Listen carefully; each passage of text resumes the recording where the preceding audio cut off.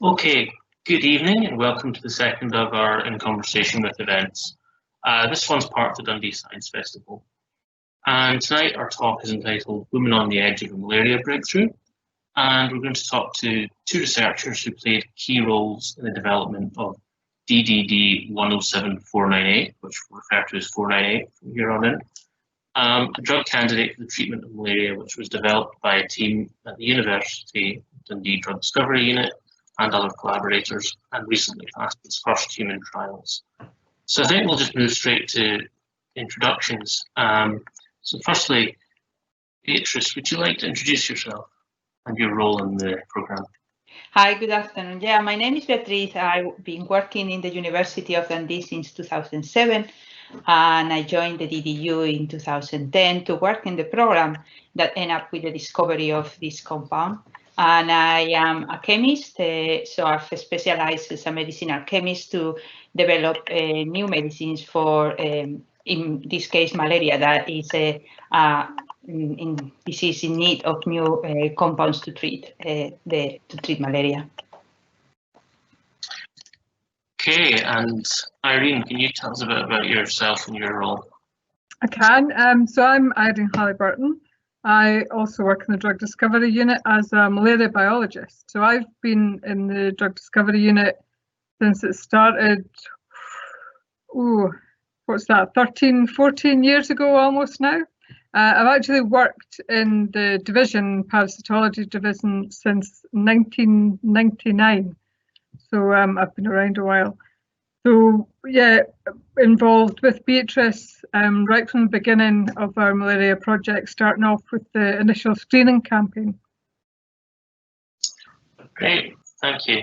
And I think there's one more introduction to do, and I'm hoping Beatriz can also do this one for me. Can you just give us a bit of an introduction to the costs and effects of malaria? Yeah, yes, malaria is an infectious disease, and in 2018 is cost more than 400,000 lives, mainly in Africa and mainly children under 5. And the latest report, again from 2018, says that approximately more than 200 million infections. So also more than 90% of those infections are in Africa, although it's also prevalent in areas in South America and in India. So the human cost of malaria is very high. Okay, and maybe Irene, you could give us a bit more detail on the actual parasite and its life cycle.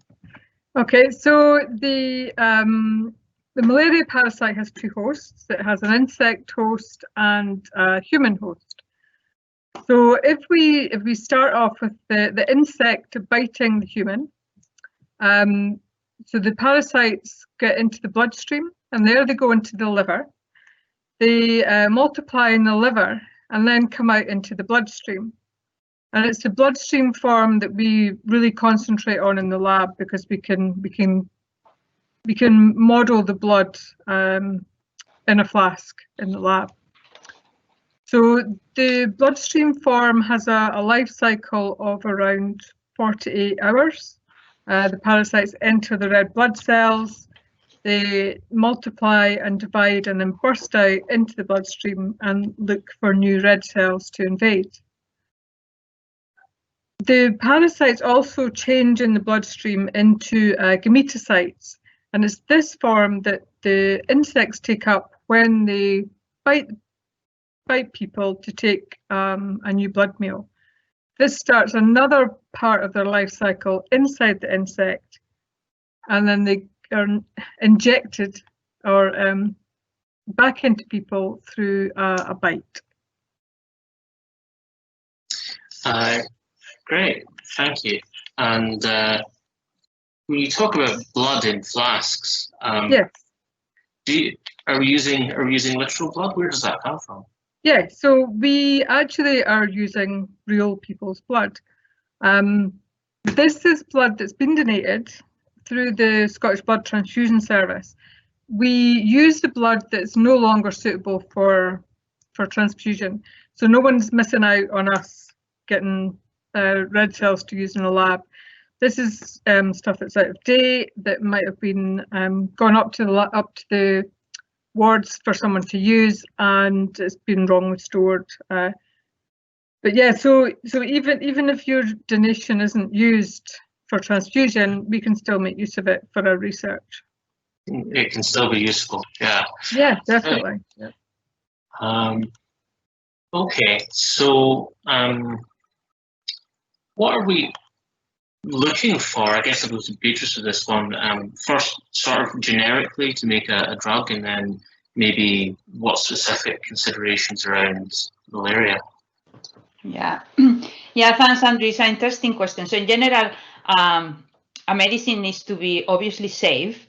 So you need to be able to dose a medicine into the patient without causing more trouble, and it needs to be efficacious. So you need to have an effect that, and in malaria, we're looking. You can dose a drug in different ways, as everybody knows. But in malaria, we're looking for drugs or new medicines that you can dose orally, so a pill that you can have.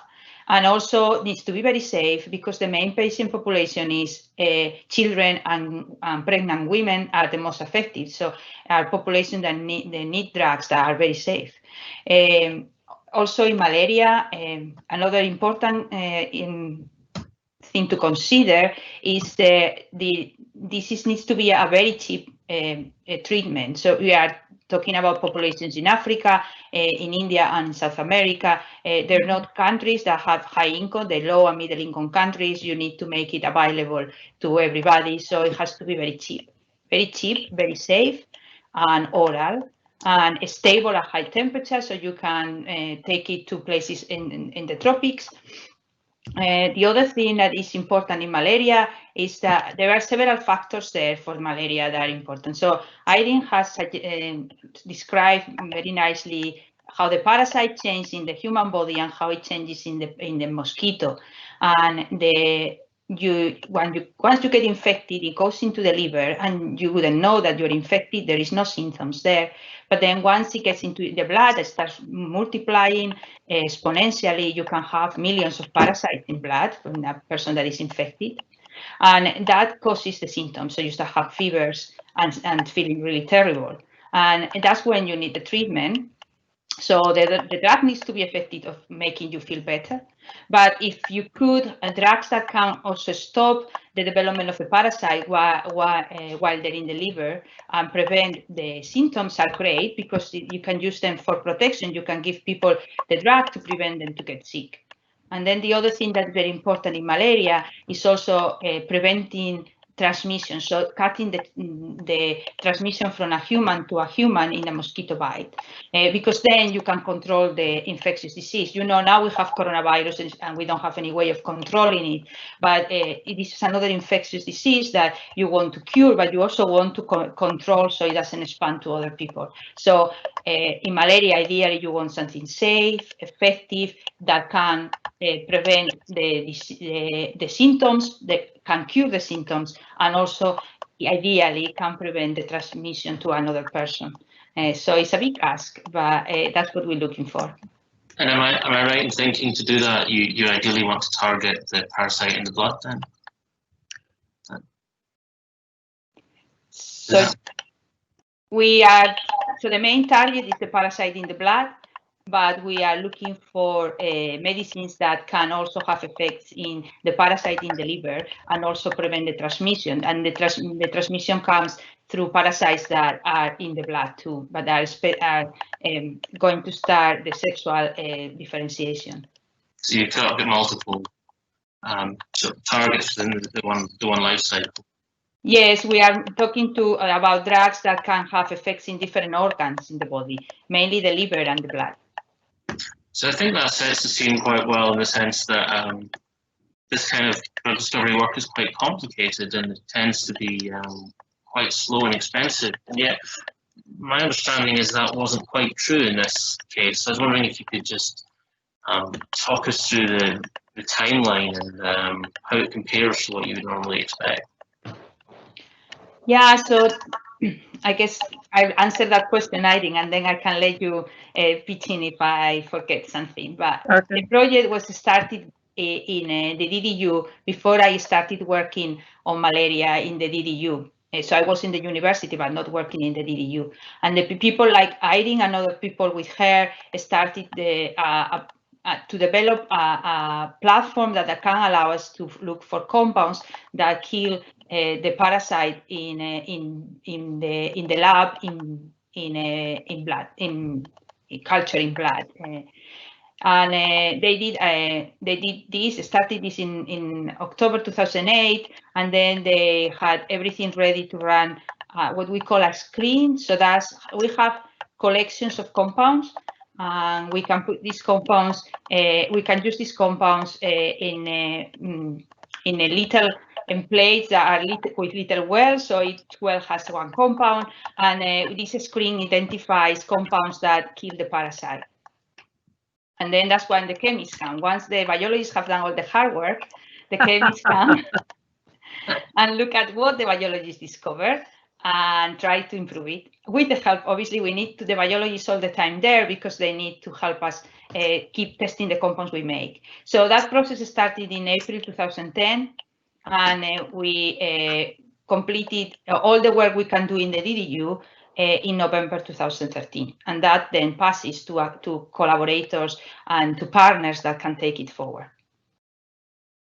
Okay, there's just something on that slide that leads into something I'd like to open to both of you actually to discuss, and that is you use a phenotypic screen. I know that's not the only way you could potentially look for hits, so just do you want to explain what that involves and how it differs from the alternative?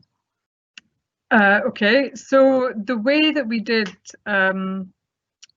this particular project, the way we started that off, is that we can screen within, as Beatriz mentioned, plates. So these plates have basically 384 test tubes in them, and this allows us to test over 380 compounds at a single concentration, and we can test thousands of compounds at a time in this. And what we're looking at is how the parasites behave in the bloodstream in the presence of a compound. So we do it like what we call a single point assay. Any hits that we get from this, so generally anything that shows any compound that inhibits the parasite's growth by 50% or more, we will then filter out and we'll screen these again, but we test them in a range of concentrations, which allow us then to give us sort of a top and bottom concentration that compound can be tested at. Once we have we will then filter that down again and end up with our hits, and we can end up with one hit, we can end up with half a dozen hits that may have a similar chemical motif, or we can end up with different classes of hits. The chemist will then take those, and that's the kind of the molecules that they will work on to try and improve them. Yeah, so it's a cyclical process. Once we get through the initial screening, it becomes a kind of test and repeat process that the chemists do. Okay, so you sort of go round and round testing until you get ideally the improvements you want. Yeah. I think we have an example of that with the story 498 in particular on the next slide. I was going to ask Beatriz if she can just talk me through the design process of that here. Yeah, I'll try to be clear. Yeah. So Irene had identified a series of different compounds. There were different ones we were looking at, and one of them was this compound there in the middle up there, and that's what we call a screening hit. So that compound that Irene identified killed the parasite at a concentration that was good to start, but probably not enough, and the compound wasn't really potent enough to be able to use as a drug, because we want to we want to improve the potency so we can give to a patient the minimum amount of compound that we can. Obviously, we don't want to dose patients with high amount of compound because it's more expensive, because it could be causing problems in safety. So the less compound, the most efficacious and more potent the compound is, the better in any medicine. So that's part of what the chemists do. So we make modifications in the compounds. So we design compounds on paper. We draw different compounds that we think are interesting to improve properties. One of them is the potency, but it's not only potency. We need to also improve other properties, like, for example, the compound needs to be it needs to be soluble. So you need to dose it orally. So when you dose it orally, the compound needs to be in solution in your gut and needs to go through your gut wall to get into the bloodstream. So this requires certain properties. If not, your compound will never be absorbed, like the food is absorbed, and you'll never have it in blood, and will never have the opportunity to act against the parasite, even if it's very potent. So that's another set of properties that we need to improve.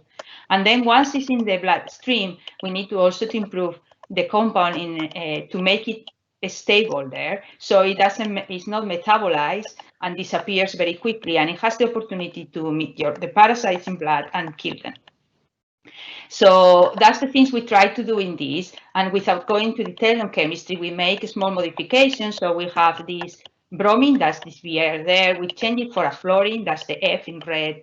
And then we also make changes in the other side, in the other aspects of the molecule to end up with the compound that you are highlighting. And this was the best compound, not because it had the best at everything. So here we're not looking, we're looking at our compound with the best balance of properties. So it doesn't have to be the most potent or the one that has the best properties to go through your gut and get in the bloodstream or be absorbed, or the compound that stays for longer. It needs to be the compound that has the best balanced properties, and that takes a while. So that's why we need lots of rounds through that cycle there. You have design compounds, make the compounds. Sometimes you design a compound and it looks like a really nice thing to make, but then the chemistry is not always that doesn't always work. So you need to find a route and you need to find a method to do it. Some of them we never manage to do them, and then we can test them. And Irene tested in her test with the parasites in blood and tell us the potency. And sometimes we improve the properties we want, sometimes we don't. And all that information keeps showing us how to design better compounds. So that's how we went through the optimization of this hit there on the top and end up with a compound that is the one that is gone through all the process of profiling and end up being the candidate, and is now in phase 1. Oh, it's completed phase 1 clinical trials. Okay, so there's a lot of things other than just potency to consider. Yes. We've got an audience question here. I'd like to take this moment, by the way, to encourage those watching to send in questions. But how many compounds did you initially screen? Interesting, Irene. Do you want me to answer that? Yes. So, unusually, it was actually a really small amount. It was only about 3,500. We had, so when the drug discovery unit started up, we curated some targeted libraries, and some of these were actually quite small. And at this point in time, MMV had been looking for inhibitors of plasmodium kinases. And we had a small curated kinase library of around 3,500 compounds. So we got some funding from MMV to test our kinase library, and that was where the initial hit came from. Now, there are other labs or big companies will screen thousands upon thousands, hundreds of thousands of compounds. We screened 3,500. So yeah. There was quite a big element of luck, I think, in there. Especially given that the target for the molecule was not a kinase.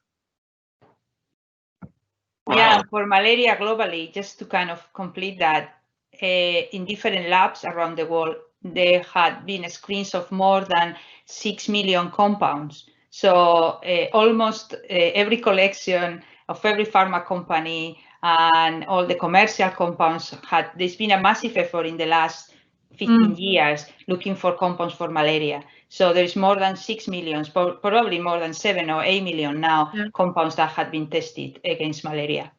And that had been successful under candidates, but we still think we still need more, because from the screening, if you get your compound, there is a big attrition, a drop off, and not all your hits end up being a compound that you can then take safely into humans. Okay, and so you said, Irene, there was an element of luck, but how was the kinase library first designed or curated? What kind of things did you consider? Given that I'm a biologist, that's really the wrong question to ask me. Sorry. And I don't actually believe that there is anyone left at Dundee who actually was involved in this. Basically, there are compounds that are known to inhibit protein kinases, and the people who were selecting, so the people who were in charge of our computational chemistry groups at the time, and the few chemists that we had, looked through a lot of the commercially available libraries. They have various criteria that they will compare these to, and they selected these from what was commercially available. They weren't created in-house. I think more recently there maybe has been a kinase library, sort of a different set that our chemists have created, but these were all commercially available. Some good choices in there then. There must have been, yeah. Okay, I want to just go back for a moment, and I suppose this is an extension of the screening question, Beatriz, but how many compounds did you make roughly during the kind of optimization cycle for this? So we didn't do very many, actually. I think it was there between 200 and 300 compounds. Wow. And in between then we found this compound. At the time when you start, you don't have only one hit. So we had this hit and we had another 3 different chemical classes. So compounds that look very different to this one, but that they were also killing the parasite. So when we start, we didn't know which one was going to be the best one. And we started with 2 chemists looking at the 3 in parallel and trying to look for the one that gave us the best progress, the fastest progress. We've identified this one as the best of the 3. And during that time, we look first parallel at the three type of compounds, and then we focus the 2 chemists in the chemistry related all to that series. So yeah, it was around 200 to 300 compounds with 2 chemists working in the project. Okay, that's an impressively small number to say. Yeah, that's the luck again. Yeah, you're underselling yourselves here. Okay, so just because, humor me for a moment, because I too am a chemist, did you come across anything kind of unexpected or badly behaved during the synthesis or testing program? Yeah, so you need to look at lots of different properties when you are optimizing the compound. And as I said, these compounds need to be fairly stable. They're going to be stored at room temperature. They're going to be in a climate that is quite hot. So when we were in the process of optimizing this, we found compounds that maybe were not very stable at 40 degrees for longer times. So we have to look at what the reason was. And in some cases it's the compound, and in some cases it's because you have an impurity that interferes with the compound and makes the compound degrade. So with time you have less of your compound and more impurities. So this is one of the things that we had to look in this project. Yeah, for a time, it was also, I mean, a difficulty with these 200 compounds looks like easy, but then we say luck. But it was, I mean, there were tough times in the process. We've very quickly managed to optimize properties that we wanted to, in terms of making the compound better at being absorbed, so more soluble and maybe more metabolically stable. But we had a point where we had not really major improvements in potency. And we start having questions from our funding body saying, "Oh, are you going to improve this? How are you going to make it better?" That was fairly tough, but we persevered and we found eventually a way of making the compound more potent. So yeah, that was really very nice when we could see that improvement. Yeah, because I think I took the numbers out of this slide for clarity, but I think I think it was kind of only the last compound in this cycle that you really saw a big jump in potency. Okay, so back onto 498. You have a molecule that has good potency and lots of other good properties. Do you know how it works? No, we didn't know how it works. We have to work out how it works. And the way that we do that is actually by developing a parasite that's resistant to the molecule, which seems slightly counterintuitive, but it works. So if you consider that in a population of 1,000 million people, they're all very different. Everyone has slight genetic differences. We actually have this in a population of parasites as well. But it's much easier to grow 100 million parasites than it is to grow 100 million people. So we basically take 100 million parasites, we give them an extremely high dose of the drug, and it's only the ones that have an existing mutation that allows them to counteract. So, you know, Ninja Turtles are better than molecules apparently, but you get the drift. So it's only the strong survive, really. So we can then isolate those mutants, and it takes maybe 30, we would go up to 45 days if we don't have anything that's growing out. So we can then take those mutants, we grow them up, and we can sequence their genetic code. And when we do that, we compare it with the mixed population. So that actually allows us to see the changes that have been made in the parasite that allow it to grow through the drug. And we can compare that to other known, so we have other genetic codes that can tell us which parts of the code are for the production of different proteins.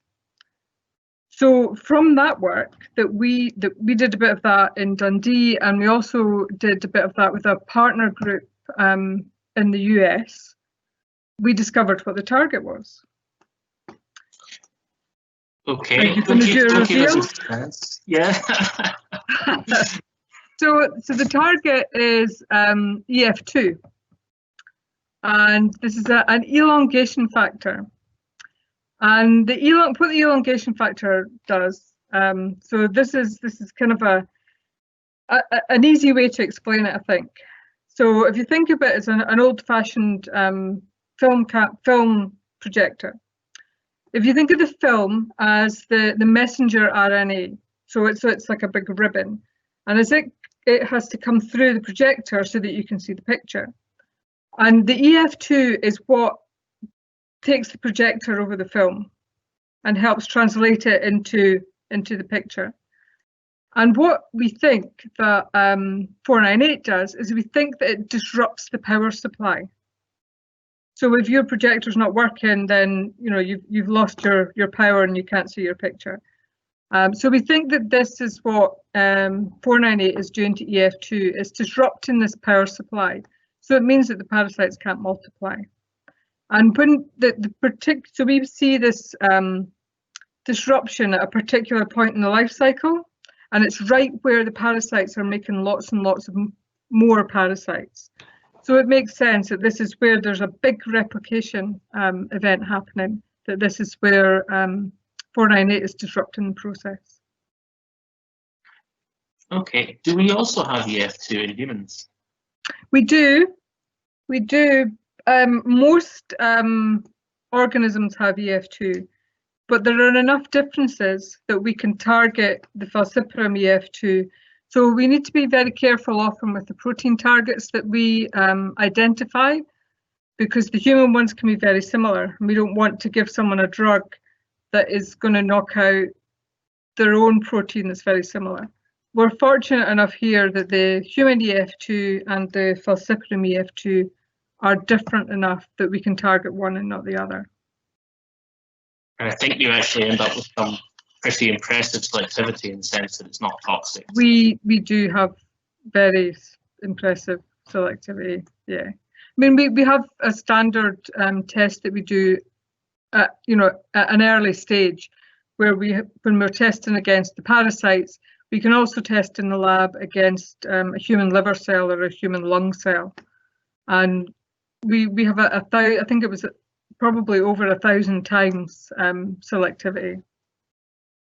Okay, so if you know that EF2 is a suitable target, I suppose you didn't at the start, but you identified this later. Can you just test against EF2? Well, what we do for quite a lot of our projects, and it's much quicker to do, is just to test against the enzyme in a biochemical assay on the bench. Takes a couple of hours. Unfortunately, you need to be able to produce the protein to be able to do that. And despite an awful lot of people, both in Dundee and elsewhere, trying to produce the falciparum EF2 protein, no one's quite managed to do it yet, I don't think. Unless there's been any progress being, no? No. That's quite a resound sounding no. It's gone on for quite a long time. People have tried to produce it in the lab, but just never managed it. So even though you now know EF2 is the target, you still really have to do the sort of phenotypic approach to looking for new molecules. Yeah. I mean, if there are some molecules that we're working on in the labs now that we have from falciparum, so that's great. But given that I'm a biologist and not a biochemist, I'm always a firm proponent for phenotypic. Okay. So just going to move on for a moment, actually, and looking at it from a slightly different perspective. So less about maybe the actual scientific details, but there must have been a point where you realised that you had something really quite exciting on your hands. And obviously, you need to keep these things secret for at least until the manuscript for the patient or whatever. Can you both talk about that experience? Yeah, I'll start and then I'll let Irene finish. So we realized that these molecules and the final compound and other compounds we had before were very exciting when we realized that they were acting. First, we were, as Irene said, all our screen was in the blood stage, so killing the parasites when they are reproducing very fast in blood. But then we through collaborators through MMB that has lots of different people working in malaria with lots of different type of testing against malaria, different stages of the life cycle of the parasite. We realized that these molecules were capable of killing with the same potency the liver stage, that is very important to protect people before they feel ill. They were capable, we knew that, of working on the blood stage, and they also are fantastic at killing the sexual or the gametocytes, so the type of parasites that the mosquito takes in the blood meal and then they develop in the mosquito gut and they transmit to another human. So with these compounds, we could prevent the disease, we could cure the disease, and we could block the transmission. And there are not very many compounds that keep the same potency in all the life stages. So that everybody became super interested in this series. And but this is possible, we knew later, because as we said before, the compounds are stopping the production of proteins, and a parasite at all the stages needs to produce new proteins as any living organism, and that's why it works through the life cycle. And yeah, that was very exciting. But I let Irene, also say something about what she found. Yeah. So of course we had what we were fairly sure was a good discovery, and quite rightly so, we were quite proud of this. So you want to go out and talk about it. But it gets quite difficult as you start going for the big publication, which is really what we were trying to do. So we're heading for the Nature paper. This looked like it was good. It was a novel target. We needed to. The word's not copyright. What's the word? Patent. Patent. That's the one. We wanted to patent the molecule. So trying to talk about this, but also not talk about it, was really hard. Trying to get the Nature paper out took a really long time. Nature are very, the paper has to be very precise, so it needs to be quite short, so it needs to be, it's almost like a concentrated drop of all of the, bringing everything that you've done for years by so many people into one thing. So it is quite a long process. Yes, our Nature paper. And you can see there's a lot of people, Yeah, there's, I can't remember what's on this, 34 people or something like this. Yeah, at least. But the paper was delayed, and even while we were finishing the paper, the compound was progressing. So it had gone out and found an industrial partner. Things were still very, still being kept quite hush-hush. And I went to a British Society for Parasitology conference, and we were sure that by the time I went there, everyone would know the paper would be out, and I would really just be talking about what was in the paper and already known. But there was a delay, so I had to stand up at this conference full of eminent parasitologists, many of whom had worked on this paper, had reviewed this paper, were on MMV's scientific advisory board, and worked for the company who were partnered with the molecule. And all of these guys basically sat in a row at the back of the room and smirked at me the whole way through. And then one poor gentleman who clearly had no idea said to me, "And which kinase did it hit?" And all I could say was, "It's not a kinase." And that was the only thing I could say. And right through right through that talk, I was referring to this as compound X. It was a bizarre experience. It wasn't the first time that we'd actually kind of had to disguise it a little bit. A lot of the time we could present on it, but we weren't allowed to show the structure or anything like that. But just this one last time where that paper should have been out, and yeah, so it was funny afterwards. And I must admit, everyone who knew were really good. They could see that I was suffering, and yeah, Steve Ward bought me a drink afterwards, so it was all fine. Worked out okay in the end. So it worked out okay in the end, yeah. I've got a question here from the audience, which is, why is it more important to get the Nature paper, to go for the big paper, than just share the science more quickly with other researchers? Yeah, that's a good question, and I don't think it took us very long. But the thing, I mean, I have to say, we're not making the university, or none of us are making any money from this. Oh, no. From this compound. The compound is being partnered with a pharmaceutical company, Merck or no, that are gonna supply this compound for global access to, and they have also support from the Wellcome Trust and other organizations to develop it. So the only issue here is that when you want to partner it, you need to have some protection. So the pharmaceutical company and needs to have the assurance that when they then develop it, nobody comes and may use it maybe as for other indications. So then they don't use it in malaria, or they compromise the development, or they can supply the compound but in the wrong dose, or so it's kind of a safety net. It's not related to money. It's just a way of ensuring that the compound is of interest for progression for partners downstream, like pharmaceutical companies, and it has sufficient protection so then it can be used as a drug for malaria. So no, there is no interest in making any money in malaria at all.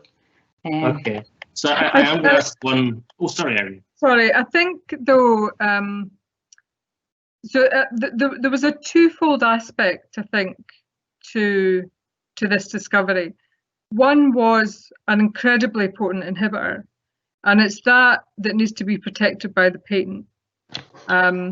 So we need to make sure that it's the right partners that have that are going to develop it, and it's going to end up used in the right place. But there's also the biological discovery of a brand new target here, and I think the academic aspect is where the Nature paper comes in, and because of the we needed to protect one to protect the other. So if you make a great a great scientific breakthrough, which is what this is, why not put it in the top journal? Absolutely, where more people will read it and be interested. Yeah. And it's surprising actually how readable Nature actually is. The what has to go into Nature is quite a concise report of what was done. And there's often a kind of additional summary published as well, isn't there? Yeah. Okay, so we're at time, so I've time for one very, very quick question for Beatriz before we finish. It had to be cheap. Is it? Yes, it's cheap. It's very easy to make, and you can make it in a very small number of steps from very cheap starting materials. So yeah, I don't think cost of goods was a problem at all for this compound. No, that was fine. Okay, great. Well, thank you both for coming on and sharing your story. I found it very interesting, and I hope those of you watching did as well. And I guess we can just sum it up here, say that two of you were very important. Of course, there were lots of other people involved as Definitely. Well. An awful lot of people. Yeah, in Dundee and outside Dundee. It's a team effort. All across the world, yeah. A real demonstration of the importance of interdisciplinary science. But I think we have to wrap it up there. So yeah, thanks to both of you for talking to us, and to everybody who watched for joining us. Thank you. Thank you.